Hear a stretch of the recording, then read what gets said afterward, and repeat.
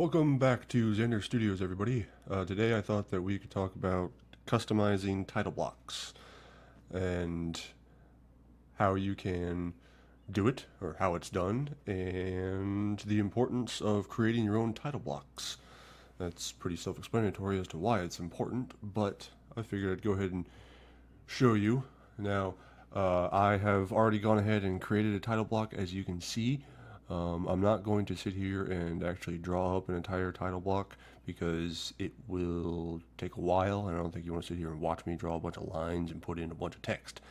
But I will go through and show you all the different text fields that I use to create this title block. And this is a template file. I think I already said that, but I'm just gonna say it again because I can't remember if I said it or not. But to begin, if you come over to your model tree and right click on your under title blocks, if you just right click and hit edit definition, it will bring you to the actual sketch that you use to create your title block. Now in here, you can customize your title block to whatever your company actually uses, size and whatnot. Obviously, mine's kind of small, but you know, this is just for demonstrative purposes. Demonstrative? Yeah, sure. Let's go with that. But as you can see, I got a whole bunch of crap in here, a lot of dimensions. Um, Everything here, or mostly everything, is taken from the I properties of the drawing. For instance, the project, company, site location, part number, sheet revision, creation date, and author. Those are all taken from the I properties of the drawing. The stuff like the Xander Studios drawing number, by, date, and revision, that's just free text. That's just shows up on the title block.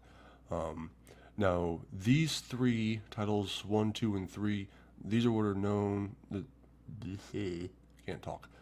These are known as prompted entries. Basically, what that means is when you start a new drawing, it's going to prompt you for an entry of however many fields of text that you have. For this, I only have these three, and these are for the description of whatever the assembly that you're detailing out on the drawing is. Now, with let's see, how do I want to do this? All right, we'll just do it with revision. With the revision, you can there's two different options that you have. You can do under the sheet properties the sheet revision, or under the properties of the drawing, there's also revision number. The reason why I like to use sheet revision is because it automatically updates with every new revision that is made to the drawing, instead of sitting here and having to go into the I properties, updating, doing a manual update of the revision number. If you use sheet revision, every time that there's an update, it will automatically update the number for you. You don't have to worry about it going back into the I properties and changing it there.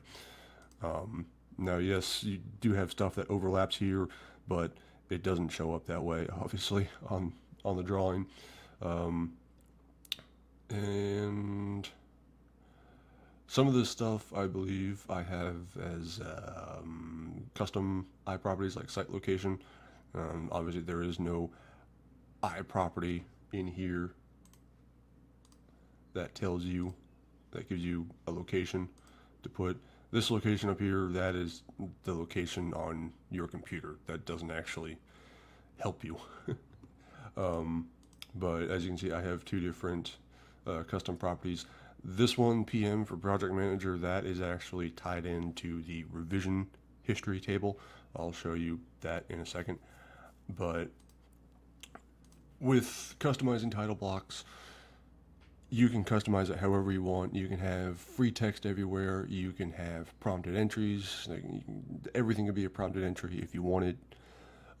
Or you can use all the I properties from the drawings, from the parts, from the assemblies, all in here. And one thing that I like to do is under by, who drew, or who, yeah, I guess you could say who made the drawing. I like to use author.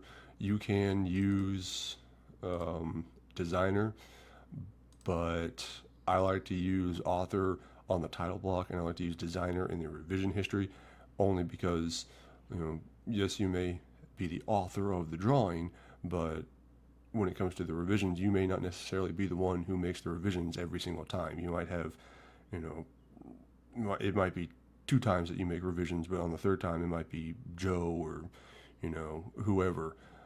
They might make the next revision, so they would put their initials in, and that's why I use 2 different fields instead of the same one for whoever drew the drawing and who designed it, basically. But once you create your little title block here with what all the pertinent information that you need for your company, you would hit finish sketch, and it's going to prompt you to save it. Obviously, I've saved mine as Xander Studios. No, I'm not going to save it. And you will see everything that's just free text. It automatically fills in here. Other things like this, custom my property, since I have it already filled out here, it's going to put it right there. And this is completely customizable. You can change it to wherever the actual location of the job is. Same thing with the PM. You can change that for every job that you do.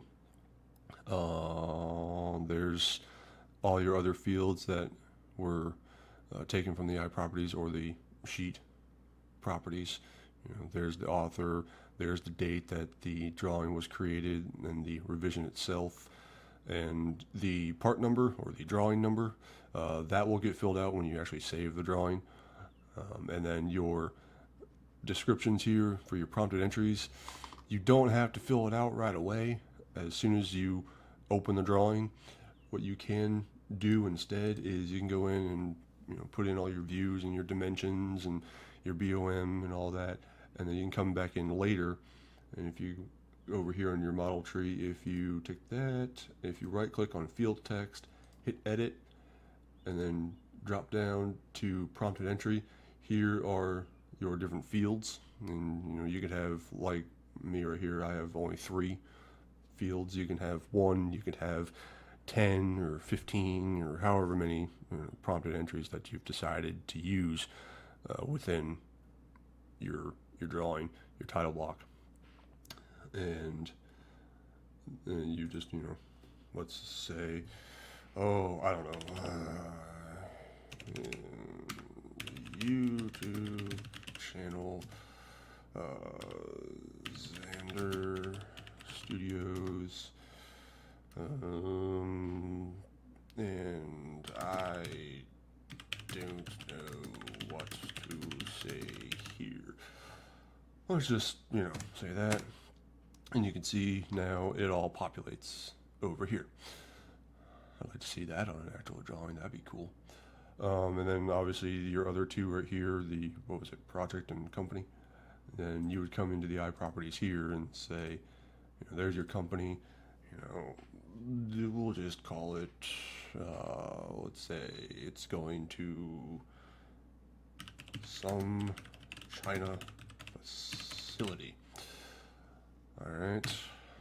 And then go over to here. The project is custom title blocks. So those are the other 2. You hit close, and you can see now it all fills out right there. And then obviously the drawing number, like I said, gets filled out when you save the drawing. And down here under revision history, these are completely customizable. You can make them look however you want. There's where the PM is and the initials there, who the designer, whoever designed it initially, and then so on and so forth. After that, description, revision, who checked it, and then when the drawing was actually released would go right here, the date. But that's basically uh, how you make a custom title block. And you can also include like a disclaimer. Most drawings will have a disclaimer to it saying that, this drawing is the property of, such and such company. All information on the drawing is proprietary, and you need prior authorization to reuse the drawing or send it out to anyone else. And all materials must be returned back to such and such company upon demand, whatever your disclaimer is. Most disclaimers are pretty much the same when it comes to drawings, but you can include that into your title block. You can put it right up here, something like that, or you can include that within the border. I made a custom border, and that's virtually the same way of doing it, how you would do the title block. And you come up to borders and just define new border, create your border and all that, save it, and then on your new drawing, if you want to have a different border size, you can go in there and put it on, and you would have to delete the one that's already on there and then go find the new one and insert it in. And by default, the actual title block, you don't have to worry about it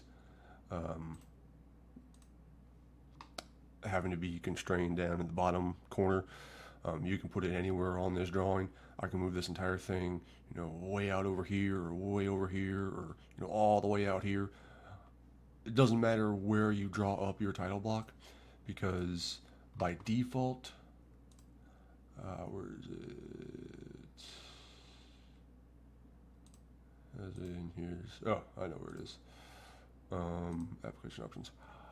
Under drawing, by default, your title block insertion, it's always going to be in the bottom right hand corner. Yes, obviously, as you can see, you can change it to place it anywhere on the drawing in any of the four corners, but by default, it's always in the bottom right hand corner. That's usually where most title blocks are. And some of them, they're small little rectangular boxes like this. Other ones are, I've seen some that span the entire page, and it's crazy because most of the information is still over here on the right hand side. But that's how you make a custom title block, and yeah, so just thought I'd make a quick video. I hope it's quick. I have no idea how long this video is right now, but yeah, that's a custom title block right there. And then you can save your title blocks in a custom template file. So when you go and start a new drawing, you can come here and do that. And obviously, as you can see, it's prompting me for the text fields. I'm just going to go ahead and click OK. And your title block will always be there with, all ready to go, type in the information. So that's pretty much how you make a custom title block. And so thanks for watching, and if you liked it, hit the like button and hit the subscribe button down below if you want to subscribe, and I'll see you in the next video.